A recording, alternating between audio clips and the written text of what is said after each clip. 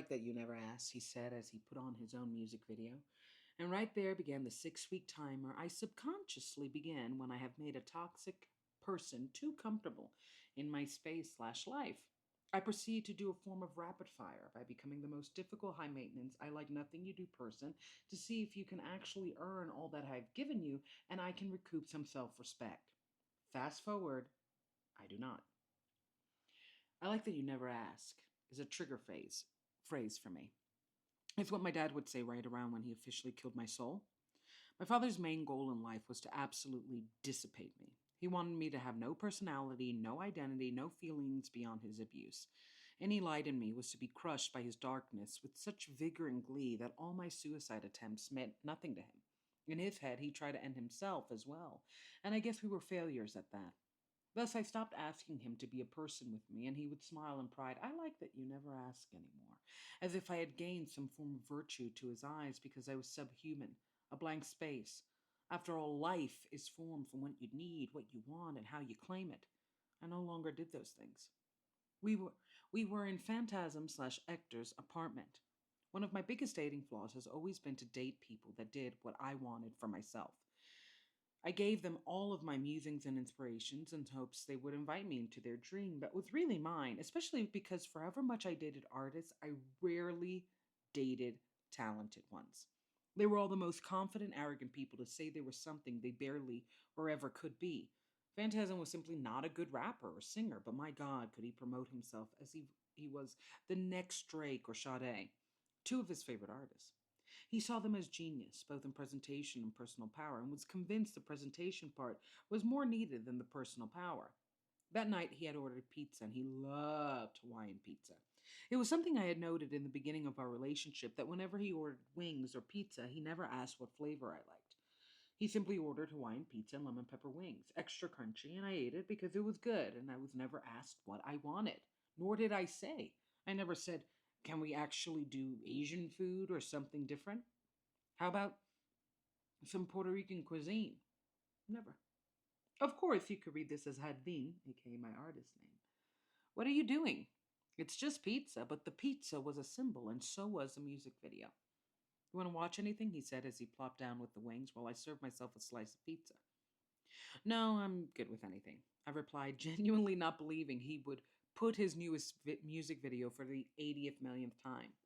He had played the video so many times I began to be the only singer that began to resent music. The beat dropped, and there he was, rapping at a convenience store and acting like he was raised in the streets. He was a straight A student with a baseball scholarship whose mother, a stay at home mom, demanded he be at home doing his homework by 5. Yet even Tupac went to a performing arts high school and did ballet. So whether the image matched the reality did not matter. But Tupac was a genius, and Hector was an observer of genius, but not an actual one. Damn, you write songs quick, he smiled as I sat down. Every relationship of mine that was toxic always left me with a bad taste because of how much creativity I gave.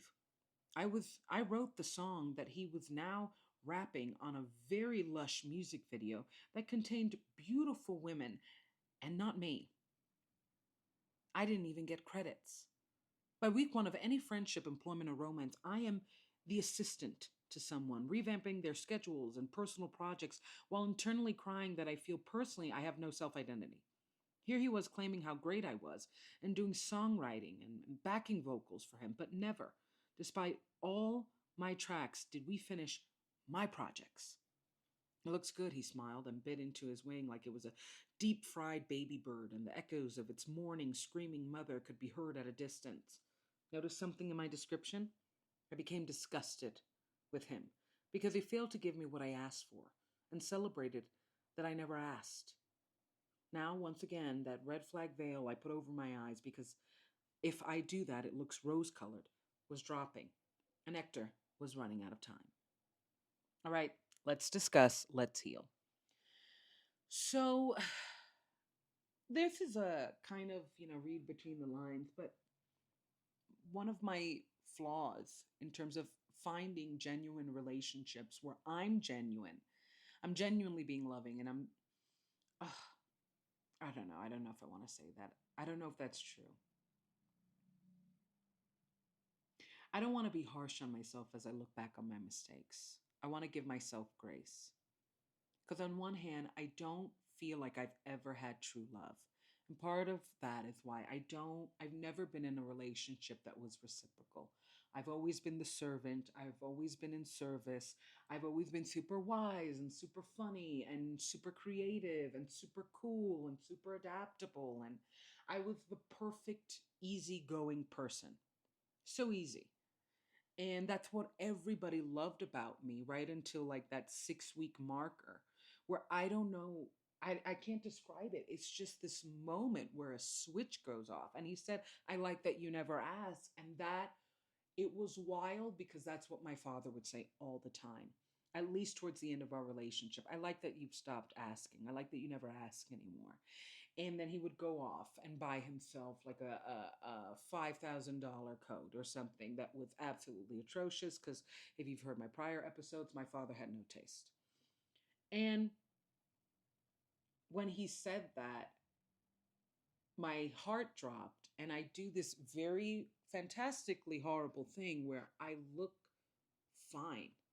I always look great. I look okay. I look functional. I look like I have myself so put together. Of course, I'm putting you together. Of course, I'm being supportive to you. Of course, you love me. My cup is overflowing, except it's not. It's just a water hose I put behind it. It's absolutely empty. I'm like on the final drops of wine. I am scrapping right now. And he said that, and he was so comfortable that I was uncomfortable. And of course, I hid it because that's one of the, I don't know. I feel like I tell people what I want, or at least I'm not completely erased in these relationships. Like, I do want things. But what I'm learning is to accept if they don't want to give it to me, don't let that go. Stop wanting what they want and thinking that you've won a prize. And uh, yeah, like just stop being so adaptable, stop being so quiet and mute.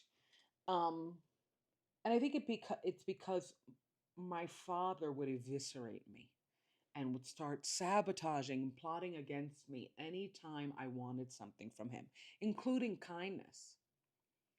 And I just learned to stop asking and do this weird, if I give more of myself, if I become even funnier, if I become even more astute and wise and all knowing about their favorite things, they will love me more. Because that was the thing too about Phantasm. I knew his favorite color. He had no idea what mine was. I knew his what he liked to order. Like I even did. He never wanted to eat anything.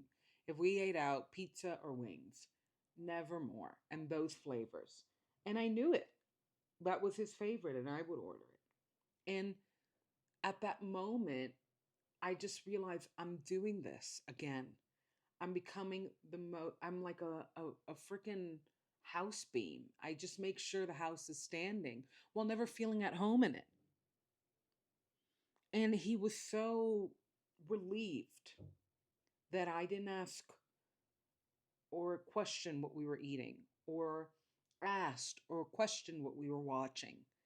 And I realized in a very quiet internal way, I'm erasing me and he's the eraser.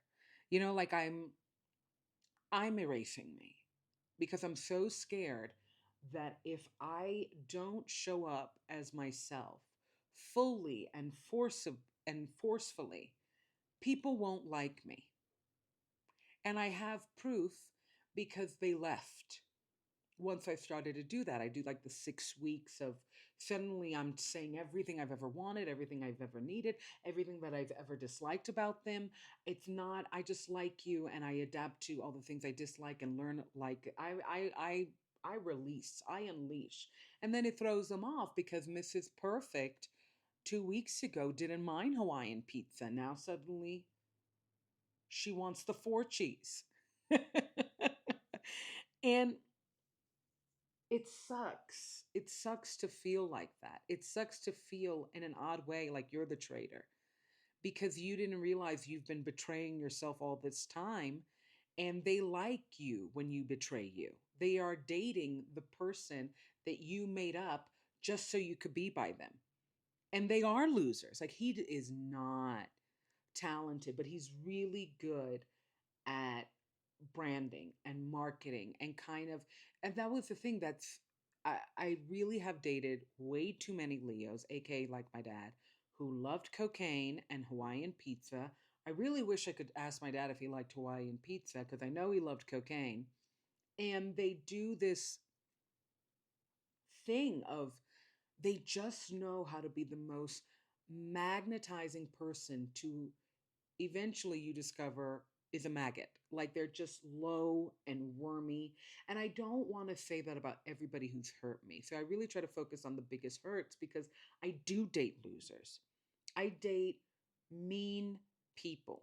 And because I'm not mean, I think I'm not I think I'm kind, but I'm mean to myself.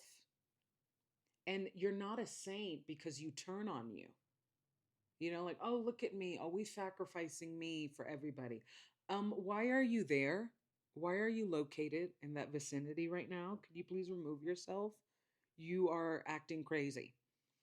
And he gave me compliments because I had written the song. I rewritten some of his raps, and he was um, in this convenience store talking about that street life. And I'm like, okay, sure. You were fine. You were fine. But, Tupac did ballet and he did theater school and stuff like that.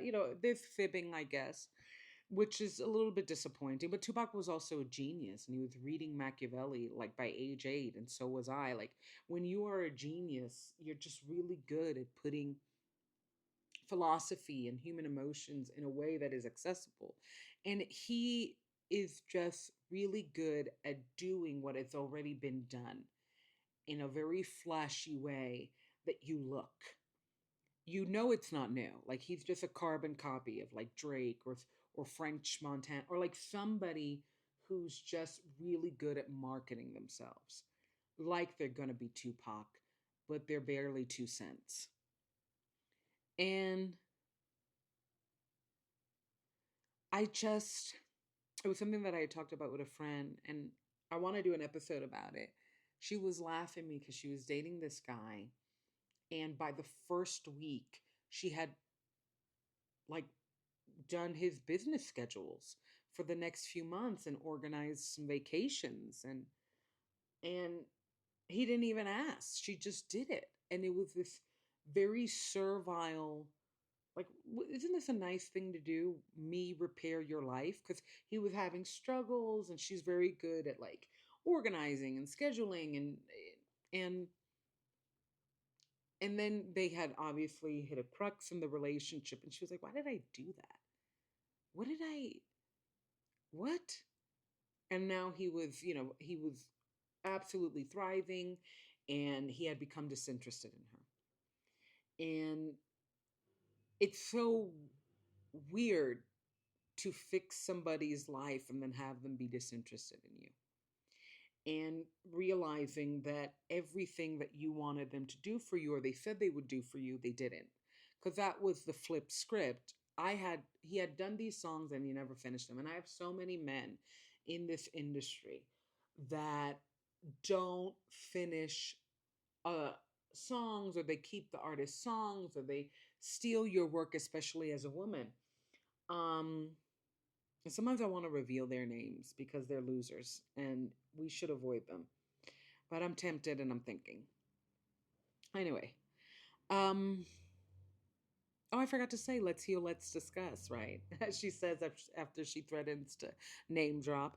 Um, and he was so happy that I helped him while simultaneously not, he didn't say thank you. And he didn't show it either. It was this compliment of like, you do good work. No, thanks for doing good work for me. Almost like I have to pay a due to be in this person's presence that I secretly have stopped liking because I'm realizing I don't like me with them and they don't really know me enough to like me. How do you not know my color, my favorite color, my what I eat, what I like to watch, you know? And I swear I say it, but I don't repeat it. And the minute they say they want something else, I go with it. And I have confused adaptability for charmingly easy. You know, look at, oh, she's so easygoing. Oh, she's so cool. It's like, no, she's not. Because at the end of the day, we all stay with somebody that contrasts us, not conflicts us, because I've had conflict, but but makes us see new things and helps us grow and brings us in ventures. And I feel like I help people grow what's already within them, but I don't make them new. And I'm stale. I'm the stale Hawaiian pizza. And it sucks. It really sucks because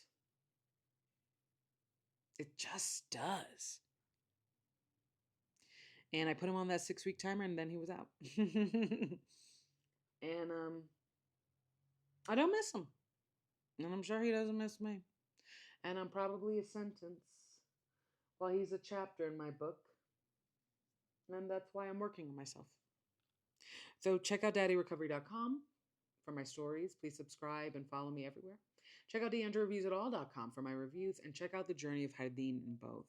Because I am a presence to be reckoned with. I love you guys. Thank you.